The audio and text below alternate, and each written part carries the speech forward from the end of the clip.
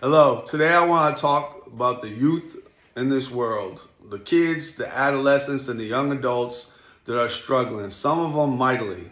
If you are in a position of influence, I want to help offer my insights from 35 plus years of providing leadership training through mentoring to youth from all walks of life, ages, skills, challenges, and goals. And then I want to also offer some of practical stuff that you can do in your position to influence them in a positive manner. If you know young people these days, some of them are really struggling. A lot of them are depressed and anxious. So many labels that have been affixed to them of disorders and pathology. So many screen addicted, so many addicted to substances. You could go on and on. If you already know, you know. And with that being said, a lot of that is gestated because they don't have much hope. There's not much optimism. There's not much trust or faith that things are going to work out for them. A lot of them have given in to despair and even apathy. And apathy is the worst. I know so many families that have spent so much money in trying this, that, and the other thing in the hopes that their kid would all of a sudden gravitate towards it and all of a sudden have this wonderful passion and then pursue it and be determined to master A, B, C, D, or E. It doesn't work. So many kids are starting from a premise of, it's not valuable to me. I don't want to do all that work and for that such a little bit of a reward. Screen life has been a major deterrent in the economic formula for what you have to do in order to earn good stuff. And ultimately, good stuff always revolves around one main thing: positive messages. Whether it's something that's tangible or intangible, every single one of us, especially the youth, are looking for anything that's positive, and positive adds value. It's something good for you. It fulfills. It brings you comfort. How much positivity you think rolls through the young people in your life every single day?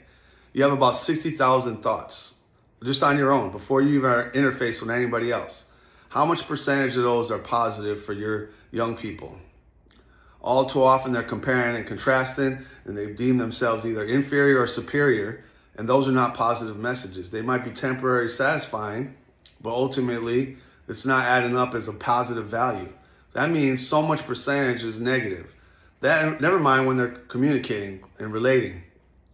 Think about the bulk of negative messages that the young people that you know in your life is rolling through their head every single day.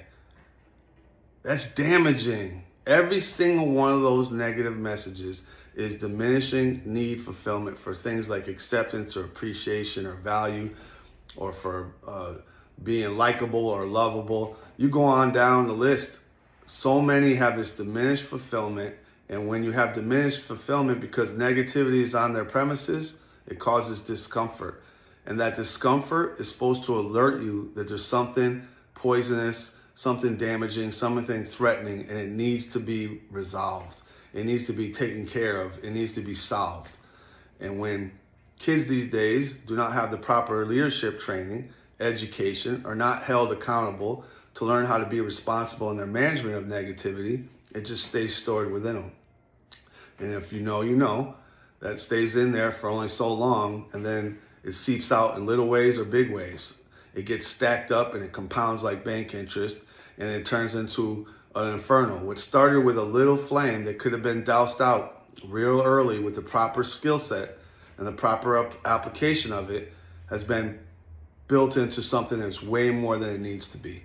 So many times I've heard parents say, this came out of nowhere. I don't understand. It doesn't make any sense. To me, it does looking on the outside, because there's been a stacking of all that negativity that has not been metabolized. I could talk to you about the metabolic process all day. So many people do not know how to metabolize negativity properly. And it's a real big problem, because negativity is stacking all the time. All of this type of stuff you're already aware of, I'm sure of it.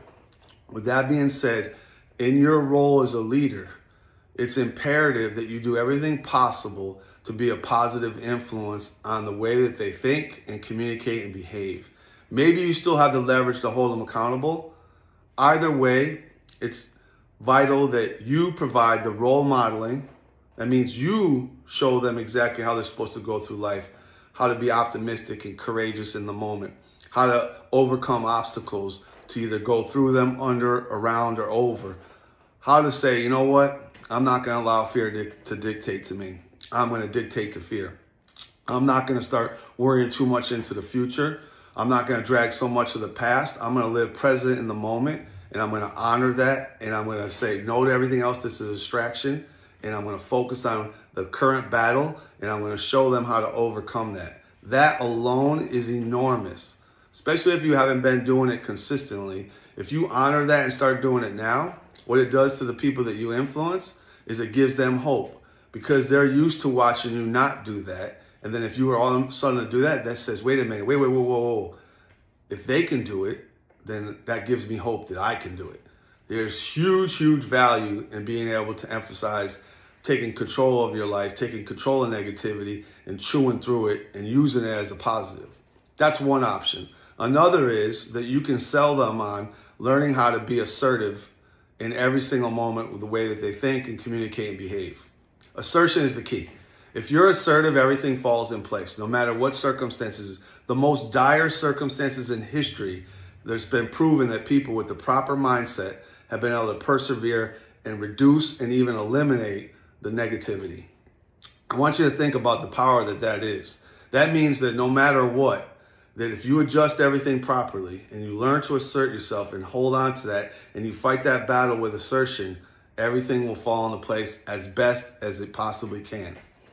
If kids can learn these days to be assertive, everything will work itself out, no matter what. But the problem is so many are passive or aggressive or passive aggressive.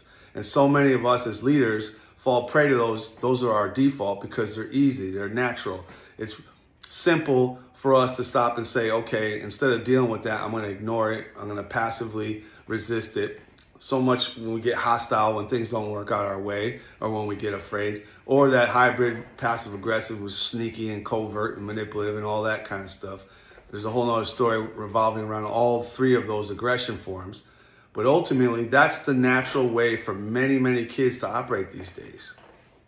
They've learned from a young age that they're not going to be able to fit in or be a part of something if they don't learn to get in with the culture. And the culture teaches in so many ways for us to be aggressive, to fight for ours, to keep trying to win, to try to be victorious. And that's a major trap. Assertion is, I'm going to do my absolute best. I'm going to maximize my results based on challenging myself to hit my limits. And then I'm not going to worry about the results, and I'm going to relish whatever I have produced.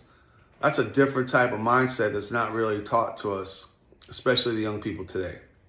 With all that being said, you can teach them to be able to prioritize being assertive.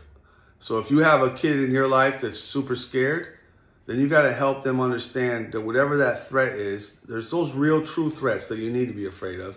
But the ones that they're afraid of that they shouldn't, the phobias, the inaccurate and unproductive and destructive beliefs and fears that they have, they need to be challenged on those. And you need to support them and walk with them. You need to take one step with them. Then they need to take a step with you. You take steps together. You're alongside with them to support them and provide the structure and the feedback and the correction and the discipline to get them to the point where they say, okay, you know what? I'm sick and tired of being afraid. I want to start learning to dictate. I want to start to assert myself. That's one big thing that you can do in your position. I remember when I was younger, I didn't learn the best ways how to operate through life. I had a pretty awful upbringing with lots of negativity. My stepfather, unfortunately, was super abusive in the way that he taught me things. When he used to throw a football, he'd throw it as hard as he wanted, even as a child. I'd snap fingers and start crying, and he said, nope, no more crying, and you're going to keep catching the football. To a certain degree, I needed that because I was kind of soft, and I was fearful, and I was easily injured. I was weak. I could go on and on.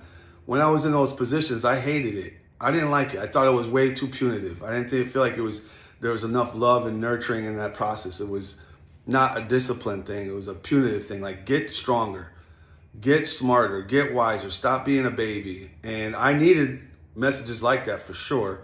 I'm not sure if that was the best way to deliver it. I was very afraid to go in the water and submerge myself underneath it.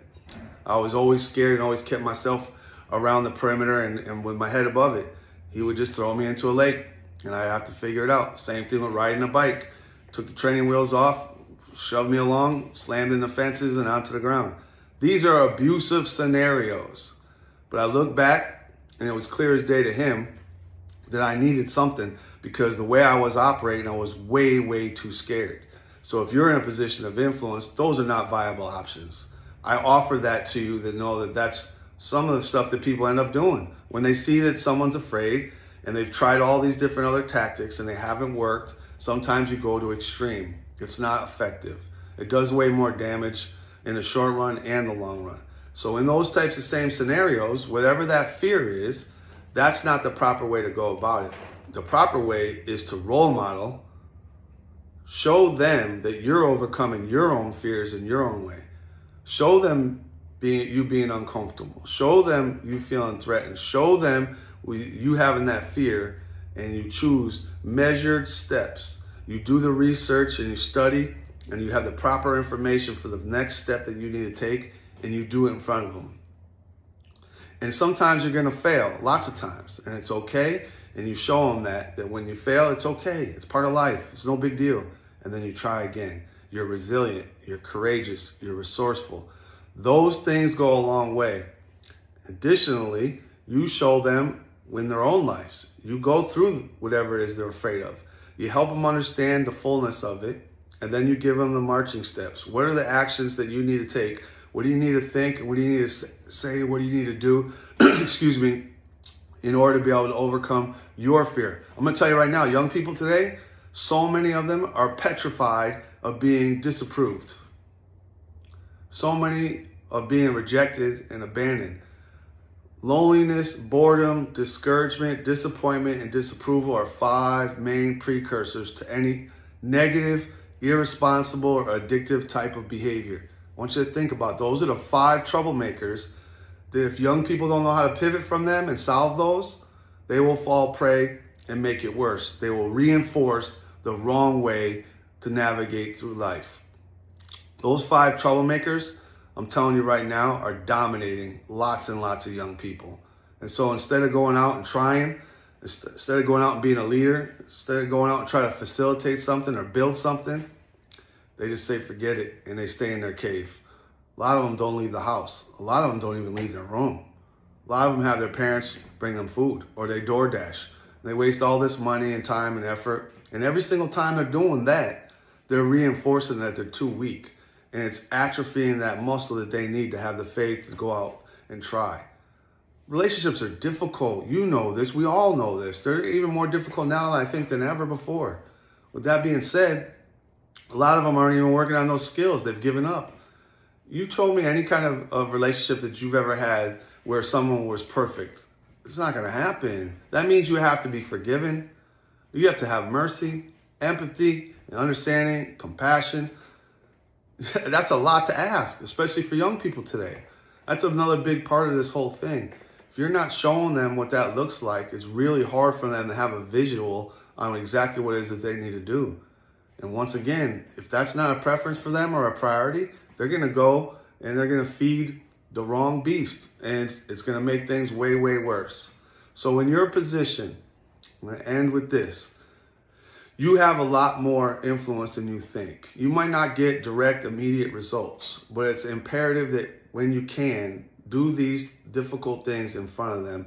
Do the same difficult things by holding them accountable, teaching and guiding them. Spend the time. You have 100 waking hours each and every week, so do they. What are you prioritizing in those 100? What's more important than being a positive, beneficial leader to the young people in your life? I don't think there is anything more important. It's our responsibility for when we've gone through something to turn around and share and help others to do the same. They're going to be resistant. They're going to be afraid. They're going to be lazy. They're going to be apathetic. They're going to be rebellious. They're going to struggle with skills, and it's okay. We have to be prepared as leaders to be able to absorb all of that, not fall for those tactics, and still hold them accountable, still teach them, still guide them. In order to be able to get to this point, if you don't have the requisite skill set or you're not willing, then you need someone to help guide you to become a better leader. That's where we come in handy. Mentors and More, we've been doing this for a long time. We help everybody, parents, families, kids, organizations, executives, athletes. It doesn't matter, whoever you are. If you need help in any way, shape, or form, hit me up with a comment and I'll gladly do a video with you, or we can start courses or individual sessions. Either way, I'm here for you. As always, your ally in life.